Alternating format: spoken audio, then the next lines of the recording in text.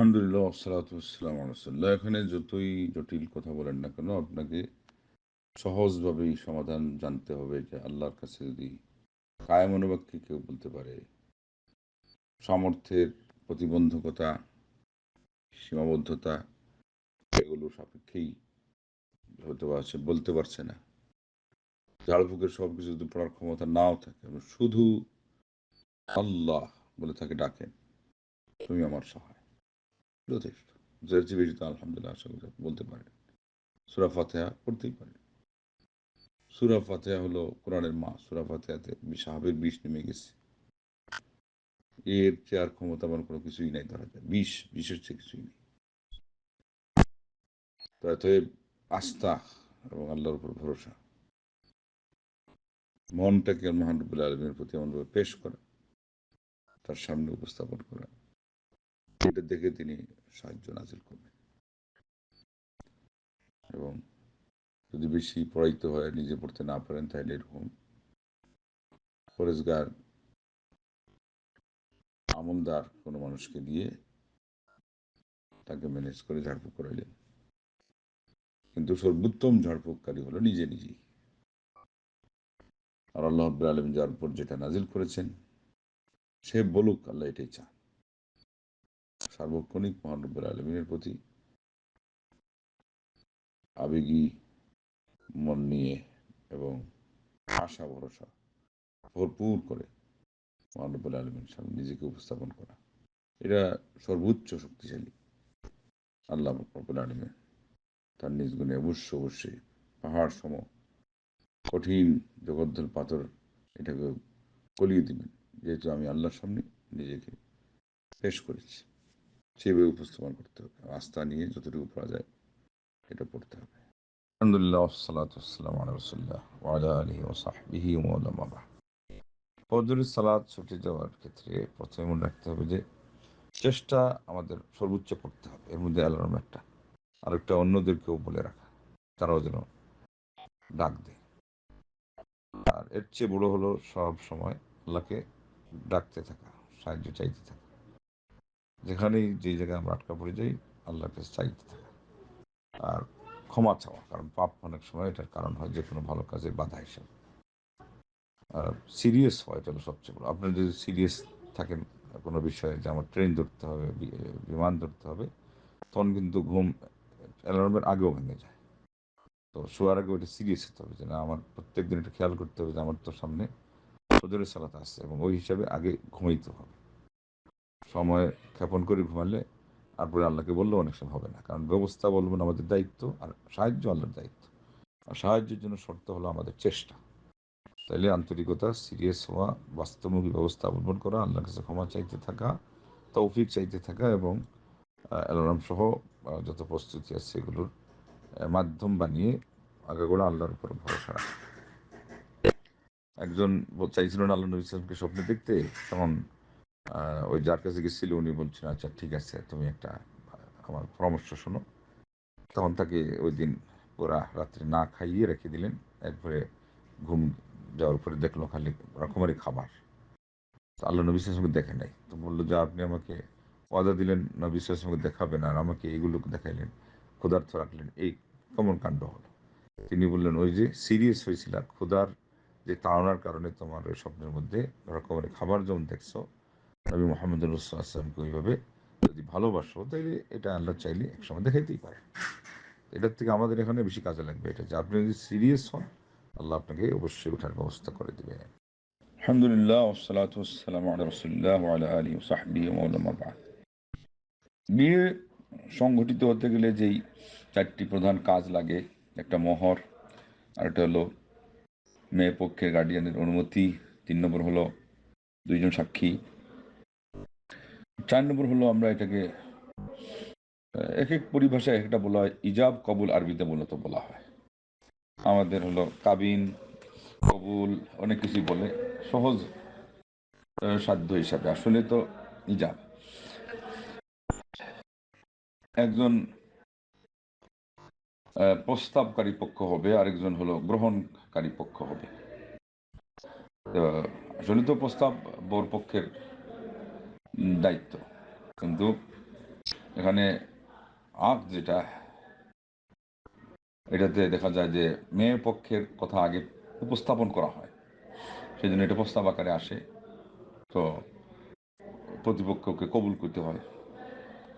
আর আসলেও কাবিল তোহা, আমি তাকে কবুল করলাম, এটা এভাবে আসছে। আমাদের সংক্ষেপ করার জন্য বলে কাবুল, মানে গ্রহণ করলাম।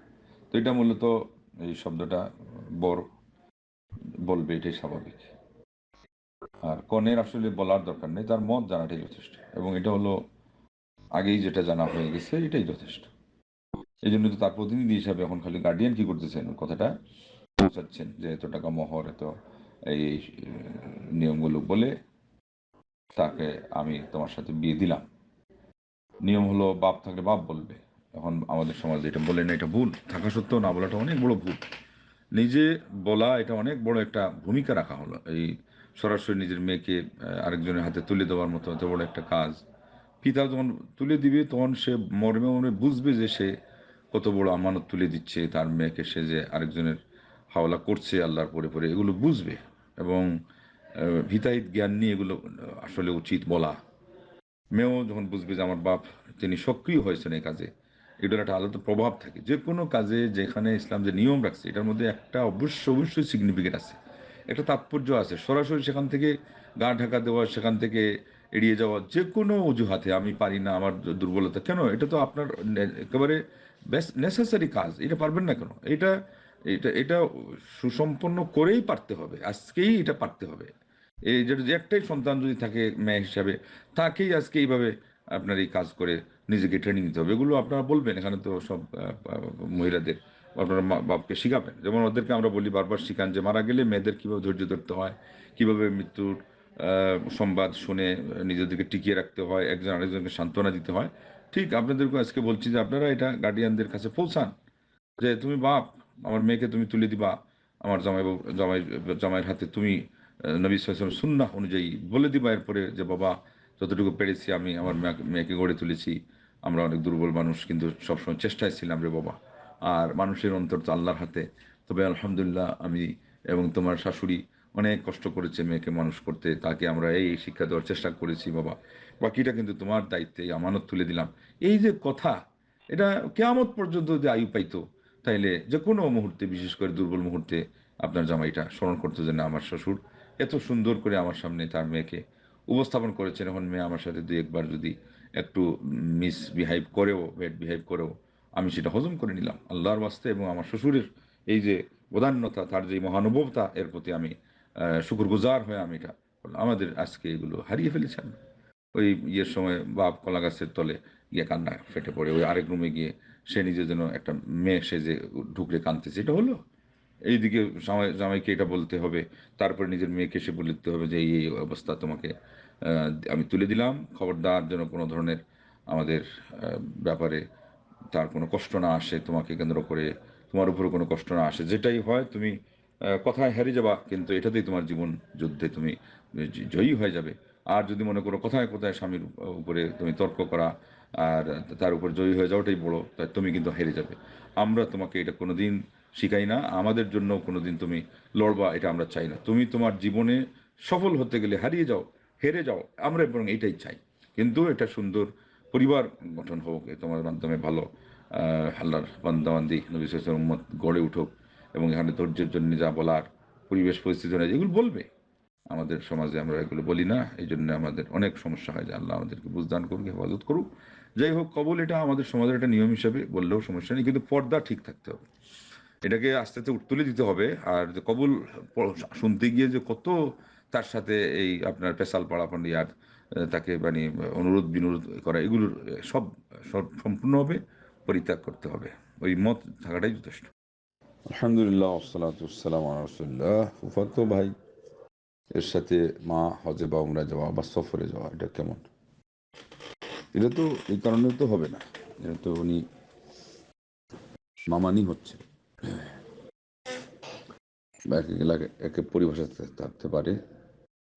এই হিসাবে উনি তো ওই এর সাথে যাওয়ার বৈধতা পান না, সে যেহেতু মাহরাম না। যদি ওর ভাই যার সাথে বোনের বিয়ে হয়েছে সেটা হয়তো, তাহলে তখন জামাই হিসাবে হইত। এখন থাকলো এটা বয়সের ভিত্তিতে ওইরকম যদি হয়ে থাকে তাহলে একটা, তারপরও হলো পর্দার ব্যাপারে শিথিলতা থাকলেও সফরের ব্যাপারে ওখানে কোনো পার্থক্য করা হয়নি। আরেকটা হলো যে যেহেতু সফরের শুধু একটা দিক না, এখানে আরো অনেক দিক লক্ষ্য রাখা হয়েছে। একজন মহিলা হিসেবে তার বিভিন্ন ধরনের অপারগতা এবং সফরে বিভিন্ন ধরনের অস্বাভাবিক পরিস্থিতির সম্ভাবনা এর ভিত্তিতে, এটা শুধু এই কারণেই সলভ হয়ে যায় না। আরেকটা হলো যে এখানে মোটের উপরে সিকিউরিটি যায়, সিকিউরিটিটা হলো এই উদ্দেশ্যের মধ্যে একটা অন্যতমই ধরা যায়। সেখানে ইনি হোক আরও কেউ হোক, তার সাথে যে মহিলা আছে তার গার্ডিয়ান থাকলে হোক, সেই কাজ হয় এবং এটার ভিত্তিতে অনেকে বৈধতা দিয়েছেন, কিন্তু শরীয়তে ইসলামিয়ার মধ্যে এটা গ্রহণযোগ্য নয় সেই ব্যাখ্যা। এই হলো কথা। অতএব সর্বশেষ কথা যেটা, এটা হলো যে এভাবে এটাকে বৈধতার ফতোয়া দেওয়ার কোনো কায়দা নাই, কিন্তু আলিমগণ বলছেন এটাকে ওইভাবেই রেখেই ধরে নিতে হবে যে উনি একটা উজর হিসাবে যাচ্ছেন, যার কাউকে পান নাই, আর এরপরে কখন কি পরিস্থিতি দেখা দেয়, শারীরিক অবস্থা, পারিপার্শ্বিক অবস্থা কেমন হয়, তাই জন্য আবার আল্লাহর ঘরে যাচ্ছেন, এটা আবেগ আপ্লুত হওয়ার একটা বিষয়। আল্লাহর ঘরের জিয়ারত করার সাথে ইমানি এবং মানুষের অন্তরের একটা বিশেষ নিবিড় সম্পর্ক আছে, এটার কারণে আল্লাহ রাব্বুল আলামিন এটাকে মাপ চাইলে আশা করা যায় মাফ করবেন, এবং মাফ করে হজ এবং উমরার যে কাজগুলো যেভাবে সুসম্পন্ন হয়েছে অনুযায়ী বান্দাকে তিনি সম্মানিত করবে। এই জন্য মাপ চাইতে হবে আল্লাহ, যেটা আমার বরখেলাফি হয়ে গেছে, যেটা ইসলামে অনুমোদিত না, আমি এই জিনিসগুলোকে সামনে রেখে আমি এইভাবেই এসে গেছি, তুমি আমাকে মাফ করে দাও আর আমার উমরা বা আবাদত কবুল করে নাও। এটা হলো পরামর্শ, কিন্তু মাসালা জায়গাতে। আলহামদুলিল্লাহ ওয়াসসালাতু ওয়াসসালামু আলা রাসূলিল্লাহ ওয়া আলা আলিহি ওয়া সাহবিহি ওয়া মান আম্মা বা'দ। শরীয়ত এবং দ্বীন এটা আল্লাহর ওহী হওয়া, আর আল্লাহর গুণ এর মধ্যে কোনো পার্থক্য আছে কিনা। প্রথম কথা হলো শরিয়াহ এবং দ্বীন এটা আল্লাহর ওহী বলতে এইভাবে না, আল্লাহর ওহী ভিত্তিক। শরীয়তের মধ্যে অনেক মাসআলা মাসাইল আছে যেগুলো অন্যান্য মূলনীতি কোরআন সুন্নাহ যেগুলো পাওয়া যায় তার আলোকে এগুলোকে গবেষণামূলকভাবে ফাইন্ড আউট করা হয়েছে এবং এর মাধ্যমে সিদ্ধান্ত দেওয়া হয়েছে। এটাকে বলা হচ্ছে ইসতিমবাত। অ্যানালাইসিস করে আলিমরা গবেষণা করে অনেক সিদ্ধান্ত দিয়েছেন, এটাকে আলিমদের চেষ্টার ফসল হিসাবে নেওয়া হয়, এটাকে ইজতিহাদ বলা হয়, ইসতিমবাত বলা হয়। অতএব এইটা ওয়াহী না। তাহলে কোনটা ওয়াহী? যেটা হলো নুসুস, টেক্সটগুলো, কোরআন সুন্নাহর যেগুলো টেক্সট। তারপরে থাকলো আবার এই দিন ওয়াহী ভিত্তিক, আর এইগুলোকে আমরা ওয়াহীর আলোকে সবগুলো বাকি বলতে পারি আমাদের দিন হলো ওয়াহী ভিত্তিক। আর পরে যেটা আসছে পরিভাষা, এটা হলো কোরআন, শুধু কোরআন সম্পর্কে, এটা আল্লাহর গুণ। তাইলে এটা দুইটা ভিন্ন জিনিস। কোরআনকে যদি একদিকে বলা হয়তো ওয়াহী, যেমন আরেক শব্দ বলা হচ্ছে জিকির, আবার আল্লাহ উল্লেখ করেন নেই, কিন্তু আলিমগণ এটাই গবেষণা করে বলছেন যে এটা হলো কোরআন আল্লাহর সিফাত। আল্লাহ এতটুকু বলছেন যে হাত্তা ইয়াসমা কালাম আল্লাহ, আল্লাহর কালাম শুনবে, আল্লাহর কালাম সম্পর্কে এটাকে আখ্যা দেওয়া হয়েছে, সিফাত বলাই হয়নি। তো এটাও কিন্তু আলিমরা কোরআন সুন্নাহর আলোকে গবেষণা করে যখন আসমা ও সিফাতের প্রসঙ্গ আসছে, তখন তারা এখানে পয়েন্ট আউট করতে গিয়ে বলছে এটা হলো আল্লাহর গুণ। তখন আমরা বলতাম যে যে কোনো একটা জিনিসের ব্যাপারে একাধিক শব্দ আসা এটা কোনো সাংঘর্ষিক কিছু না। একটাই মানুষ, একজনের সন্তান, আরেকজনের স্ত্রী, আরেকজনের মা, আরেকজনের বোন, আরেকজনের মেয়ে, সে কিন্তু ওই মানুষটাই, তার বিভিন্ন দিক থেকে বৈশিষ্ট্য হতেই পারে। এই জন্য কোরআনকে আমরা ওয়াহী বলবো, কোরআনকে আমরা কালামুল্লাহ বলবো, কোরআনকে আমরা আল কোরআন বলছি, আল্লাহ পাক কি অন্য জায়গায় আল ফুরকান বলেছেন। অতএব এটা একটা আরেকটার বিপরীত না।